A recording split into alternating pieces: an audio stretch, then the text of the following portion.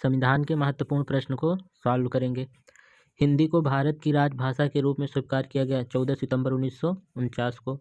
संयुक्त राष्ट्र संघ की स्थापना हुई थी 24 अक्टूबर 1945 को। संयुक्त राष्ट्र संघ दिवस मनाया जाता है 24 अक्टूबर को।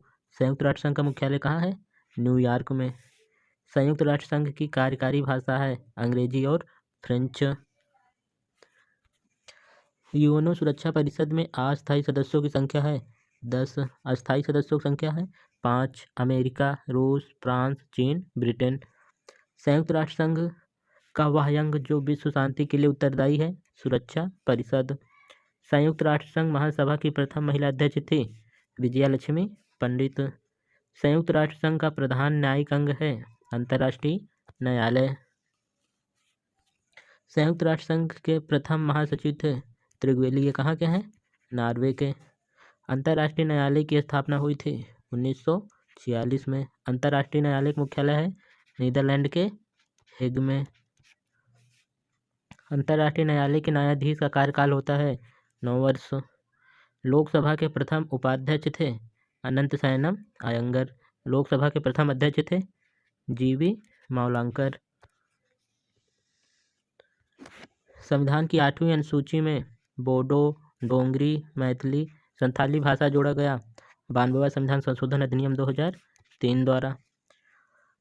उद्देश्य प्रस्ताव को स्वीकृति दी गई थी 22 जनवरी 1947 को।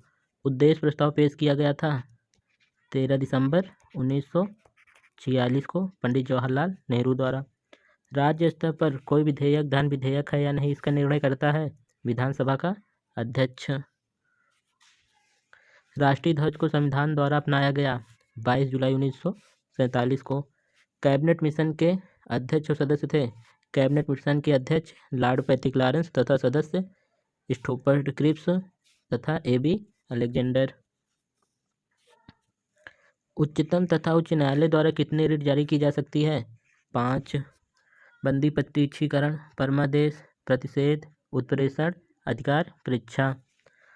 राज्यों के राज्यपाल अपने कार्य के लिए उत्तरदायी होते हैं राष्ट्रपति के। शक संवत पर आधारित राष्ट्रीय पंचांग को अपनाया गया 22 मार्च 1957 को। राष्ट्रीय पंचांग का प्रथम तथा अंतिम महीना होता है, प्रथम चैत होता है, अंतिम फाल्गुन होता है।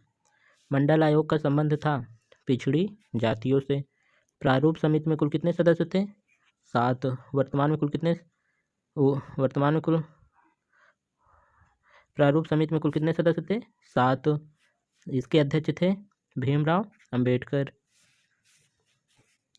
जनगण मन को भारत के राष्ट्रगान के रूप में स्वीकृति प्रदान किया गया 24 जनवरी 1950 को।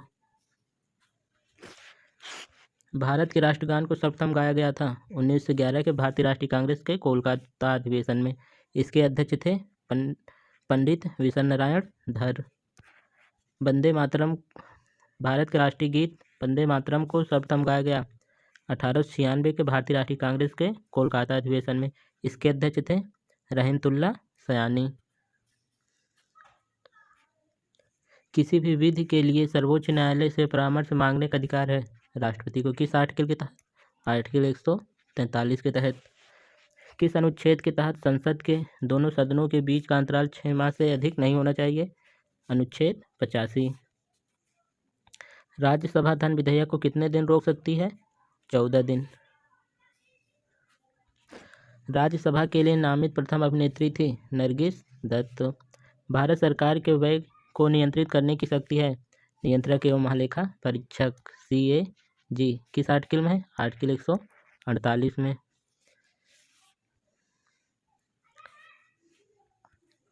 उच्चतम न्यायालय अपने दिए हुए फैसलों पर पुनर्विचार करता है अनुच्छेद 137 के तहत। उच्चतम न्यायालय के न्यायाधीशों की संख्या में वृद्धि करने की शक्ति है संसद को। यह वृद्धि कर सकती है पर घटा नहीं सकती है।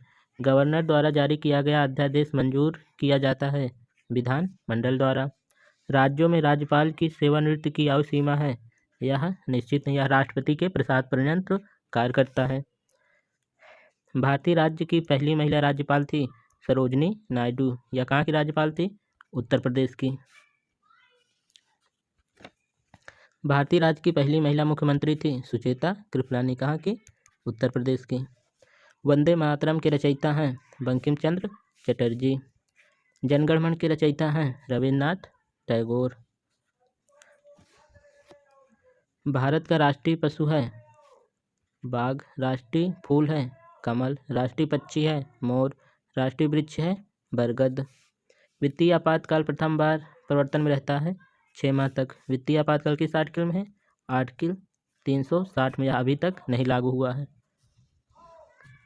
अनुसूचित जाति आयोग से संबंधित सभी प्रश्न। अनुसूचित जाति आयोग किस भाग में है? भाग 16 में। किस अनुच्छेद में? अनुच्छेद 338 में। यह कैसा निकाय है?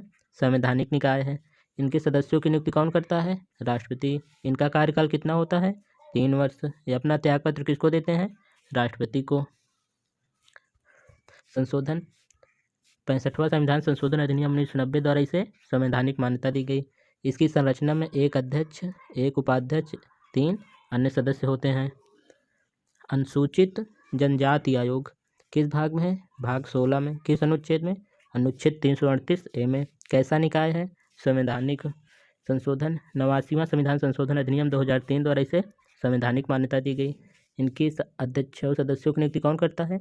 राष्ट्रपति। इनका कार्यकाल कितना होता है? 3 वर्ष। अपना त्यागपत्र किसको देते हैं? राष्ट्रपति की। इनकी संरचना एक अध्यक्ष, एक उपाध्यक्ष, 3 अन्य सदस्य। पिछड़ा वर्ग आयोग किस भाग में है? भाग 16 में। किस अनुच्छेद में? अनुच्छेद 338B में। कैसा निकाय है? संवैधानिक। संशोधन 102वां संविधान संशोधन अधिनियम 2018 द्वारा इसे संवैधानिक दर्जा दिया गया। इनकी नियुक्ति कौन करता है? राष्ट्रपति। कार्यकाल एवं सेवा शर्तें का निर्धारण कौन करता है? राष्ट्रपति। त्यागपत्र किनको देते हैं? राष्ट्रपति को। इनकी संरचना का निर्धारण कौन करेगा? राष्ट्रपति।